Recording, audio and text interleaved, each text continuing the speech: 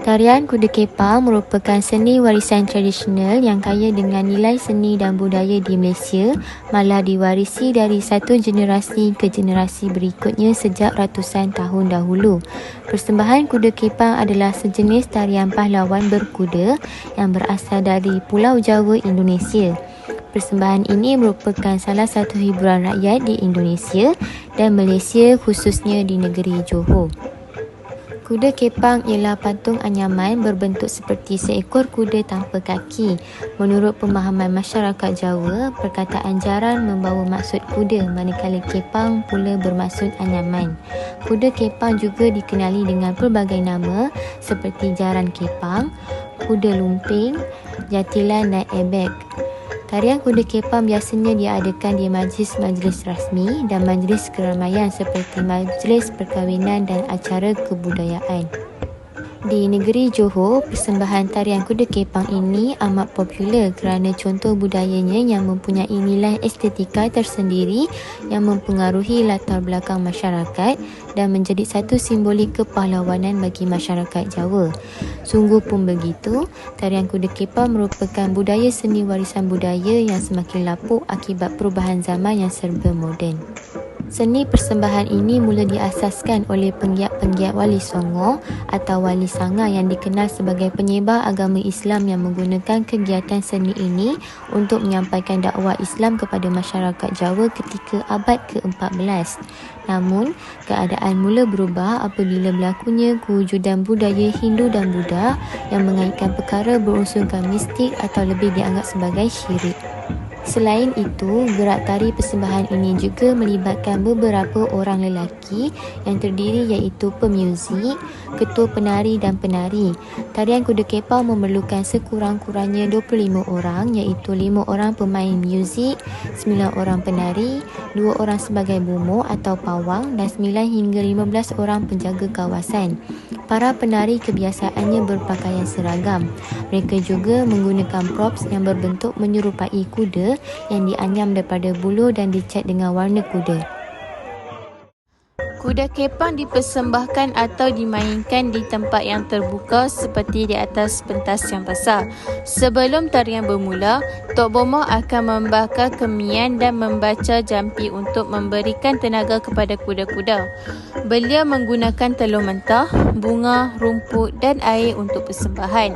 Dikawali oleh seorang danyang yang melecutkan pencu untuk menentukan rentak tarian. Setiap penari akan naik ke atas kuda masing-masing. Apabila muzik mula bergema, penari-penari yang dipimpin oleh danyang itu masuk ke gelanggang. Rentak muzik bermula dengan perlahan dan agak membosankan. Setiap penari akan menunggang dan memacu kuda menurut pola yang ditentukan oleh rentak dan irama lagu itu. Ketika muzik semakin pantas, kuda-kuda akan menderap dengan lebih laju. Terkadang, pihak penganjur akan merentangkan kain lincir untuk pemain menitinya. Penari-penari boleh melakukan pergerakan yang aneh dan luar biasa seperti bersilat melompat setinggi 6 kaki dan sebagainya. Semasa penari dalam keadaan sedemikian, bunyi-bunyian yang mengiringi tarian ini akan bertambah rancak. Kononnya, jika alunan muzik tidak rancak, penari-penari akan menerkam ataupun menendang pemain muzik seakan-akan kuda yang sedang marah. Penari-penari menari selama 2 jam sehingga mengalami keadaan bersawing, terpukau dengan kehebatan pergerakan-pergerakan mereka. Ketika mabuk, mereka kadang akan bermimpi menunggang kuda yang benar-benar sambil menari dengan iringan muzik. Disebabkan itu, mereka mencuba mengajar muzik itu. Keadaan itu dipanggil naik syekh. Jika keadaan liar dan bertambah tidak dapat dikawal, Tok Bomoh akan menggerakkan pengawal-pengawal yang ditempatkan setiap gelanggang untuk menangkap dan merebahkan mereka ke tanah dan Tok Bomoh akan membaca jampi untuk memulihkan mereka.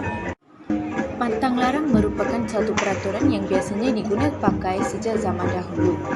Perkataan pantang ini membawa maksud tegahan atau larangan daripada melakukan sesuatu perkara dan sekiranya tegahan atau larangan ini tidak dipatuhi akan membawa akibat yang buruk. Dalam masyarakat Melayu, terdapat pelbagai pantang larang dalam upacara, aktiviti harian dan sebagainya seperti pantang larang dalam tarian kuda kepang. Tarian kuda kepang mempunyai pantang larangnya yang tersendiri yang perlu dipatuhi supaya tiada bala yang akan berlaku. Pantang larang yang diwujudkan ini bertujuan untuk memastikan nilai keunikan yang terdapat dalam tarian kuda kepang dapat dikekalkan. Pemain kuda kepang sama seperti cara perubatan tradisional yang perlu memberi pengeras, namun pengeras pemain kuda kepang diberikan kepada Tok Bomo untuk persembahan. Pemain kuda kepang turut tidak dibenarkan terlihat maupun melihat kaca ataupun serpihan kaca. Hal ini dikatakan demikian kerana pemain kuda kepang yang telah naik syekh, mereka mampu melakukan perbuatan atau gerakan yang luar biasa dan sekiranya mereka terlihat kacau atau serpihan kaca, ditakuti mereka akan memakan kaca atau serpihan kaca tersebut. Dalam permainan kuda kepang, terdapat juga pantang larang yang melibatkan pemain alat muzik kuda kepang.